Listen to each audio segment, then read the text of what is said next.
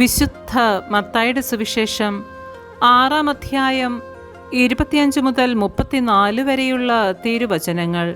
ദൈവപരിപാലനയിൽ ആശ്രയിക്കുക. ഞാൻ നിങ്ങളോട് പറയുന്നു, എന്തു ഭക്ഷിക്കും, എന്തു പാനം ചെയ്യുമെന്ന് ജീവനെക്കുറിച്ചോ എന്തു ധരിക്കുമെന്ന് ശരീരത്തെക്കുറിച്ചോ നിങ്ങൾ ഉത്കണ്ഠാകുലരാകേണ്ട. ഭക്ഷണത്തേക്കാൾ ജീവനും വസ്ത്രത്തേക്കാൾ ശരീരവും ശ്രേഷ്ഠമല്ലേ? ആകാശത്തിലെ പക്ഷികളെ നോക്കുവിൻ. അവ വിതയ്ക്കുന്നില്ല, കൊയ്യുന്നുമില്ല, കളപ്പുരയിൽ ശേഖരിക്കുന്നുമില്ല. എങ്കിലും നിങ്ങളുടെ സ്വർഗസ്ഥനായ പിതാവ് അവയെ തീറ്റിപ്പോറ്റുന്നു. അവയേക്കാൾ എത്രയോ വിലപ്പെട്ടവരാണ് നിങ്ങൾ.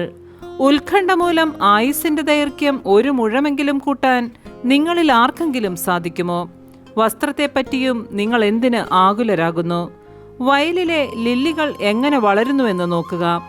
അവ അധ്വാനിക്കുന്നില്ല, നൂൽ നൂൽക്കുന്നുമില്ല. സത്യമായി ഞാൻ നിങ്ങളോട് പറയുന്നു, സോളമൻ പോലും തൻ്റെ സർവ്വമഹത്വത്തിലും ഇവയിൽ ഒന്നിനെപ്പോലെ അലങ്കൃതനായിരുന്നില്ല. ഇന്നുള്ളതും നാളെ അടുപ്പിൽ എറിയപ്പെടുന്നതും ആയ പുല്ലിനെ ദൈവം ഇപ്രകാരം അലങ്കരിക്കുന്നെങ്കിൽ അല്പവിശ്വാസികളെ നിങ്ങളെ അവിടുന്ന് എത്രയധികം അലങ്കരിക്കുകയില്ല. അതിനാൽ എന്തു ഭക്ഷിക്കും, എന്തു പാനം ചെയ്യും, എന്തു ധരിക്കുമെന്ന് വിചാരിച്ച് നിങ്ങൾ ആകുലരാകേണ്ട. വിജാതീയരാണ് ഇവയെല്ലാം അന്വേഷിക്കുന്നത്. നിങ്ങൾക്കിവയെല്ലാം ആവശ്യമാണെന്ന് നിങ്ങളുടെ സ്വർഗീയ പിതാവ് അറിയുന്നു. നിങ്ങൾ ആദ്യം അവിടുത്തെ രാജ്യവും അവിടുത്തെ നീതിയും അന്വേഷിക്കുക. അതോടൊപ്പം മറ്റുള്ളവയെല്ലാം നിങ്ങൾക്ക് ലഭിക്കും. അതിനാൽ നാളെക്കുറിച്ച് നിങ്ങൾ ആകുലരാകരുത്.